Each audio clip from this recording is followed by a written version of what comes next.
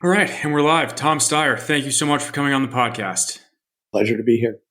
So, we're here to talk about your new book, Cheaper, Faster, Better. The book focuses on how we can tackle the climate crisis, but it's also semi autobiographical. You weave in a lot of your own story and anecdotes from your life. So, with that in mind, could we start maybe with you talking about your decision to leave the world of finance and become a full time climate activist? Well, to be fair, I've been back in the world of finance for over 3 years. So I did leave the world of finance for 8 full years, during which I'd started a hedge fund and run it for 27 years. And during those same 27 years, I was a partner and on the investment committee of a private equity firm, which I did. So for 27, and before that, I'd worked on Wall Street since I got out of college. So I'd worked for more than 30 years as a professional investor. I felt as if I had the luxury of being able to try and contribute to something that I thought was important, which was to move the country towards a more realistic and data-driven climate response. And so I felt super lucky to be able to do that. I'd gotten a good number of good things my way, and I felt like it was a chance for me to participate more broadly in our society. Well, it's very inspirational of you to do that. Going back a little bit, how did your father's career, including maybe mainly his work as a prosecutor at the Nuremberg trials, impact your outlook on life and your work around climate? Well, I know that, my father, who was a lawyer his whole life and who graduated from law school at 21, went into the Navy for World War II after he got out of law school and stayed in. And then because he'd been a fancy lawyer at Yale Law School, was the assistant to the chief prosecutor at the Nuremberg trials, the first Nuremberg trials after the war, to prosecute war criminals. And I know that there's been this sense that he was an inspiration to me because of that experience. But the truth is that the people in our family have been interested in broadly contributing to society for certainly my father, but also my mother and my grandparents. And before that, I don't think that we've been unique as Americans by any stretch of the imagination. But I think that, like a lot of Americans, we feel as if the success of the country is a shared success that we both want to contribute to and enjoy. And I think that was my father's point in going into the Navy and volunteering and really having to work his ass off to get into the Navy. But I don't think it was really different from my grandfather's decision to be in the Army in World War I. And I think that I think that's a not atypical American response. And it's certainly one that I feel deeply. And I think hopefully my kids feel deeply, and my brothers. And I don't think that puts us out of the mainstream of America. I think I got a chance to do it more clearly because I'd made a bunch of money and could literally afford to do it. And so I could indulge my deepest desires. And that was one. One of the things you talk about in the book is that there are benefits in life to being an outsider, but there are costs too. And you identify one of those costs as a frustration tax. What is the frustration tax, and why is it a tax that climate activists often have to pay? Well, I think, the example that I give is being a non-recruited athlete at a D1 school, where basically they've probably recruited 3 times as many people to come to the school specifically to be on the team. And the last thing they need is somebody else. And they promised them all that they're going to start. And therefore, if you're not one of those people, you're more of a pain in the neck than anything else because they have their plan and you're disrupting their plan. And that's hard for people to get away from. So the good news is that you can be realistic and data driven and do the right thing. The hard part is, of course, you're fighting City Hall, and fighting City Hall is really hard. Every single status quo institution, organization protects itself. And so to change that, there's a huge frustration. And, I could give you multiple examples, and the one I chose was the most benign. But my son did the exact same thing in college, walked onto a team that had 32 recruits for 10 spots. And, in terms of a frustration tax, they made him dress in a different locker room and have completely different behaviors in order to just compete to see if he was one of the 10 best people on the team. Right. And you talk about how people paying the frustration tax, if they want to affect large scale change in the world, they have to operate both as an outsider, and often outsiders are the people that sort of think differently and drive change, but also know how to operate as an insider and that they can build relationships and sort of build a coalition. Can you talk about trying to find that right balance, particularly in the world of climate? Well, let me first talk about the world of sports for a second. I mean, you're trying to get onto a team and shake up what the coach and all of the recruits have expected and think they deserve. And then you have to be teammates with the people and, help carry out the strategy of the coach and be teammates with the 9 other people who are going to be the starters. So yeah, you have to be on both sides of the fence in order for that to work, because you can't be on a team unless you're part of a team, literally. And that implies, beyond someone putting a starting position next to your name. I think in terms of climate, what are we trying to shake up? I mean, we have the world's biggest industry, energy, with some of the most profitable businesses in the world who absolutely love it and who have the playing field tilted in their direction in very deep ways, multiple deep ways. And you're talking about taking that away, and who wants to give that up?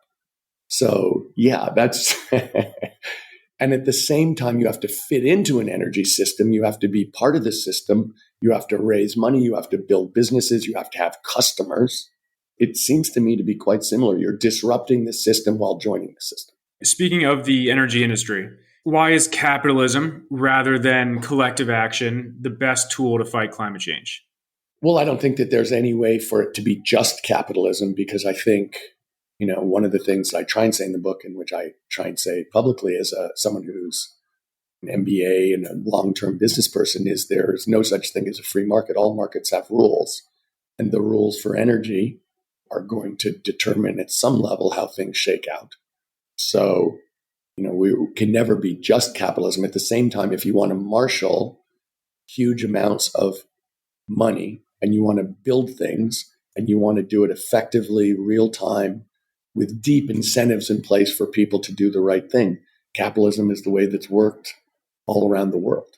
And so if we're going to get this done, and especially if we're going to get it done quickly and efficiently, capitalism is the only choice. And I think capitalism is not either moral or immoral. People follow the incentives in capitalism driven by society's rules, both specifically the written legal rules and also, to some extent, the unwritten rules of society. And if you look at American capitalism, going back to since people started wandering over here from Europe, the rules of capitalism have permitted and encouraged some things that we now would consider miles beyond the pale.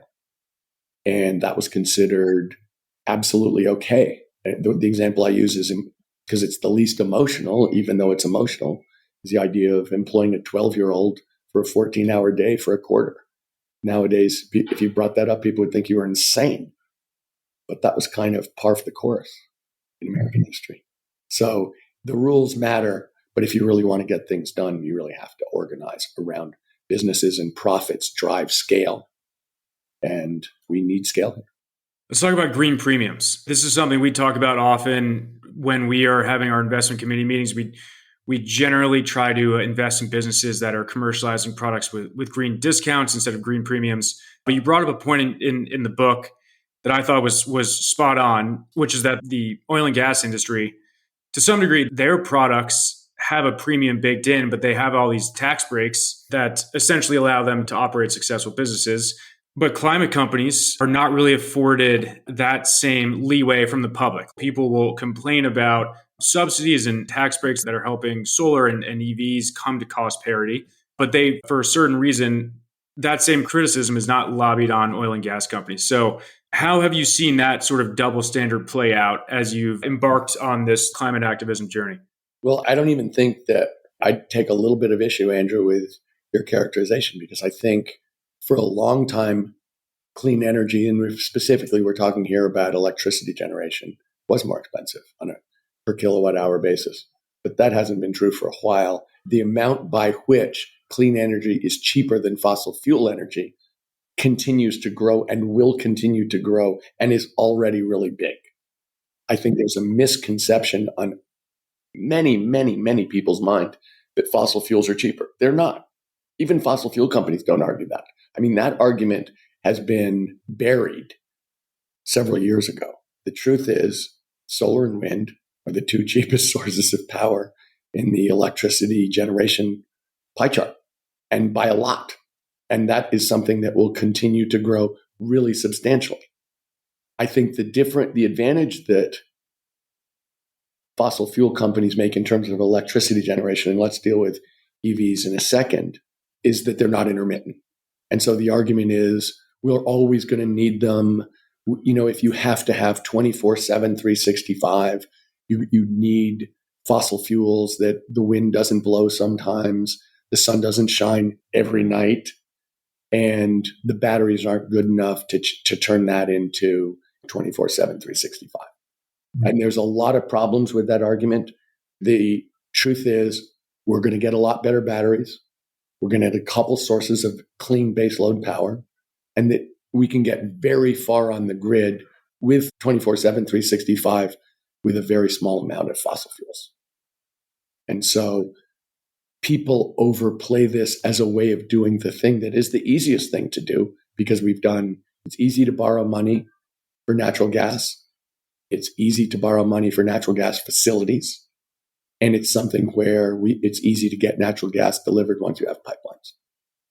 And so to a large extent, it's about ease and the promise of no downtime that are the current advantages of fossil fuels, not cost. Definitely the opposite of cost. They're clearly more expensive and will continue to get more and more expensive relatively. The question is going to be about certainty. When you talk about EVs, I think we all know at this point that there is a $14,000 BYD plug-in hybrid that goes 1,200 miles, $14,000. I mean, that is a disruptive product. I think we're looking at Stellantis talking about a $25,000 EV. As the cost of batteries goes down another 80% this decade, we're going to see EVs be clearly cheaper, not just in terms of life cycle cost, which I believe they are now, but in terms of upfront cost too. So when we really see it, once again, this is not going to be about cost. It's not going to be about how the cars handle. If you've driven an EV, which I'm 100% sure you have, or I'd say 99, just to be polite, then you know that they have better pickup and they handle better. That's not the issue. The issue is going to be the same issue that I was talking about in terms of the electricity generation, which is ease of filling up, sort of the practicalities of getting things done in the real world. That's what everybody's going to worry about. They're going to worry about, can you fill up? How long does it take? Range anxiety, not about whether the car is cheaper, because it's clearly going to be cheaper. And let me say, if you look at most of the world, they don't drive as far as Americans drive. They don't drive 5,000-pound cars. If you look, I don't have the numbers for June or July, but in May in China, the percent of new car sales that were EVs was 44%. We're seeing in a lot of places, and let me say that last year globally, the percent of renewable electricity, that new electricity generation in 2023 that was renewable was 86%. It's not like this revolution is coming. This revolution is here.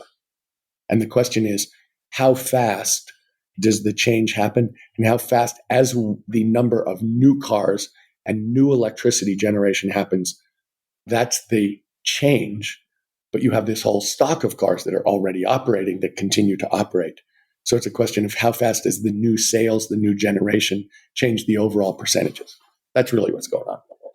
Let's fast forward 30 years. And when people are reflecting back on the oil and gas industry at this time, do you think the decisions that they made will be viewed as sort of an innovator's dilemma problem, like they were sort of facing one and they didn't handle it correctly? I think it's very hard to ask people who are making trillions of dollars to change their business to businesses they're not sure that they'll make money. Yeah. And so, does it surprise me that there were 3 dominant American car manufacturers who had the technology, and yet by far the leader in electric vehicles in the United States was a startup? No. Does it surprise me that most of the new drug discoveries are done by biotech companies as opposed to established, huge, powerful pharmaceutical companies? No. Do I expect that the new baseload technologies, the new solar technologies, the new wind technologies, the new batteries will not be developed by huge American energy companies? No. That's the nature of technology, is that it's very, very hard for people who are making a lot of money to try and cannibalize their own business. And that's true for a whole bunch of reasons that sounds so superficial to me. I mean, the truth is, if you and I had a company and we were making a lot of money and you'd made all the money and I said, let's cannibalize your business, which has carried us, which is paying the tuitions of our kids, our mortgages, our food costs, and let's cannibalize this because I have an idea that might work. So your kids might be able to go to college and we might be able to make our mortgage payment. Really? You think that's a good idea? Let's just hang in here and keep making a lot of money. What do you say to that? I just think that's a natural human thing. And so I can see from my job as an investor in the energy transition that there is just amazing stuff happening. And it's mostly happening from startups, not from huge companies. I'm curious to hear your thoughts on permitting. One of the topics you brought up in the book is that the traditional environmentalist movement has sort of made a transition to addressing the climate crisis. Some of the playbook that they have used historically, when deployed sort of in the current context of the climate crisis, might not be the sort of most optimal way to go about it. And as we're trying to build all of this renewable energy infrastructure, permitting is one of the bottlenecks out there. So I guess I'm curious just to hear your thoughts on permitting and then to some degree the traditional, yeah. You know, there's an old expression that's a cliche, the perfect is the enemy of the good. Right. And the idea that you can build huge new things in undeveloped country and not disturb things and not have negative externalities is I'm going to go with pretty unlikely, and I'm being nice. So, for instance, I've had two people who I've talked to within the last month, both of whom have worked on major new grid access from the middle of the country to the left coast. I think both have succeeded in getting their permits. One of them took 18 years. One of them took 16 years. I asked the guy who it took 18 years, because obviously he didn't think it would take that long. He thought it would be much faster. Said, would you do this again? He said, I'd rather slit my throat. And so to a large extent, what that says to me is, and this is true in a lot of ways, it's very, very hard to build infrastructure in the United States of America. I'm not making a moral judgment. I'm making a data-driven number. And so that's true because it's very, very hard to get permits for a whole bunch of reasons. But it means what that says to me is a lot of our change is going to have to take place within the existing footprint. There's a lot of stuff that's been permitted in the 19th century, in the 20th century, and in the 21st century that doesn't have to be re-permitted, that you're not going to be destroying anything by using that in a new way. And it seems to me that an awful lot of the stuff that's going to happen is going to have to happen with the existing footprint if we're going to move at the pace we need to move. Because if it takes us 7 years to build offshore wind, to permit and build offshore wind, and we have a window between now and 2030 to really make a big difference, it seems like that last I checked, 4 and 7 is 11. That takes us outside our window. So to a large extent, we're going to have to be creative in terms of how we use our existing footprints across the board in order to get stuff done, because at least in this country, it's very hard to do new infrastructure, and you can see it. I think around the world, that may be more or less true, shall we say. Yeah. On the individual sort of intrinsic motivation front, you brought up Victory Gardens in the book. I had never heard of Victory Gardens. Really? No, I hadn't. It's a good phrase. Can you explain the history behind Victory Gardens and to some degree how they apply to our current addressing of the climate crisis? My point in the book at some level is this is an all of society response, not just a business response, that we have to decide as a society this is important to us.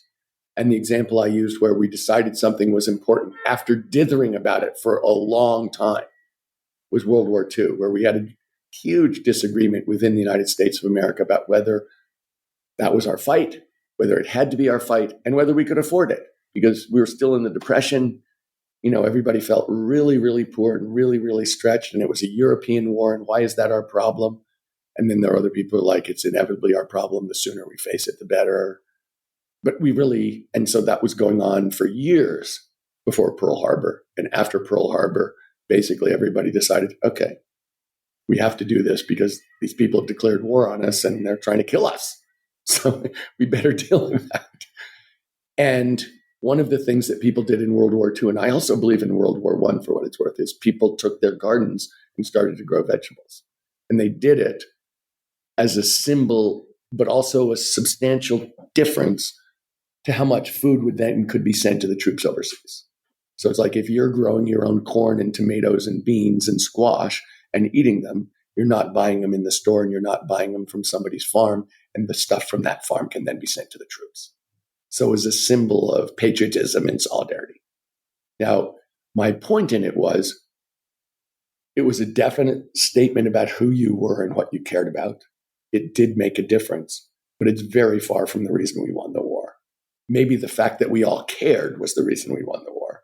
Right. But that caring took a lot of different means of expression. And one of them was, famously, the president asked the big three car companies, how much are you going to be willing to dedicate to the defense effort after Pearl Harbor? And they said, we're patriotic Americans like everybody else. We're going to go to 20%, no problem. And he was like, okay, here's your number, 100%. And we didn't make another passenger car until the war was won. And we made planes and we made tanks and we made ships and we churned them out like no one could ever believe. But it was basically a statement. We are in it to win it. And that is really what I think American society is at its best, when we have a society-wide agreement on something we need to achieve together, and then we go achieve it.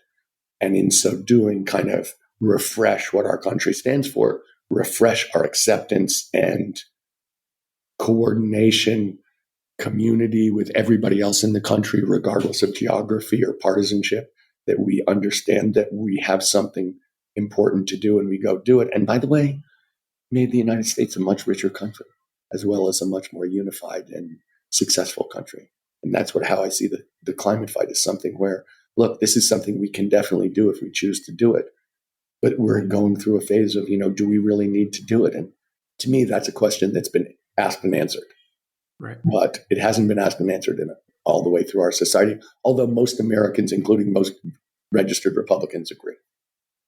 Tom Steyer, your commitment to solving the climate crisis is inspiring. And I want to thank you for coming on the podcast today to talk about it. Well, I want to thank you for having me, Andrew. Seriously, I appreciate it. And my request is for everybody to look at the data and think about what a huge opportunity this is for us as a country.